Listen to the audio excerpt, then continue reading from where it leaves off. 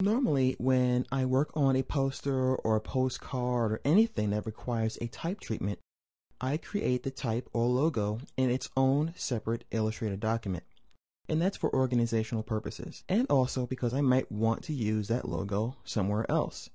It's a lot easier for me to create the logo here and then simply copy and paste it or drag it into another file or even a Photoshop document. So, having said all that, here is the gigantic word we're going to be using here, Tutankhamun.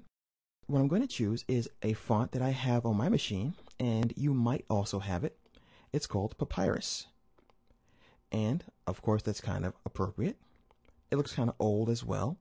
If you don't have this font, just find something that looks kind of, ancient, something that looks kind of royal, and just use that, and you can always follow along. And one more thing, you can also, don't forget, always create outlines with your font and then push and pull the points as you feel necessary. So this is the word we're going to use, but I also want to do something else to it.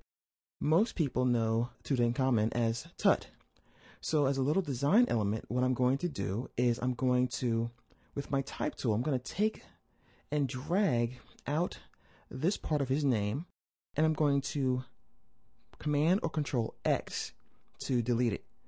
And then I'm going to grab my Move tool and click somewhere else. This will allow me to paste. And then that is going to be separate from his nickname, Tut. Then what I'm going to do is I'm going to increase the size of the name Tut like so, just to give it a little bit of a design flavor there. I'm also going to move it up and do something else. I'm going to add a brush stroke.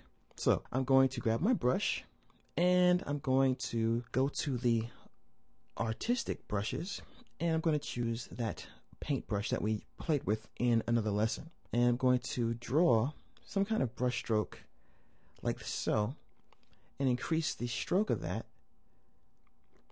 Let's see here, 5 point, 4 point, it's all experimentation. And I'm going to move that into position like so, just to emphasize the nickname that most people are familiar with. So we have this logo based on his name, and as I'm working on this, I'm trying to decide whether or not I really want to lower the rest of his name or not, because the underline alone might be more than enough to separate it and the size difference. So I'm going to go ahead and highlight all this and move it into position like so, and just resize it. And also keep in mind that if you're going to share this file with someone else who may not have Papyrus, you might then definitely wish to take this text and break it into outlines. That way you don't have to worry about any problems. They can open this file because it's graphics now. Everything is vectors, and they won't have any problem at all using this in their projects. So I'm going to worry about the color treatment later on as we place this text into the document at a later time. Then we can determine what colors to use to accentuate its placement in the poster itself.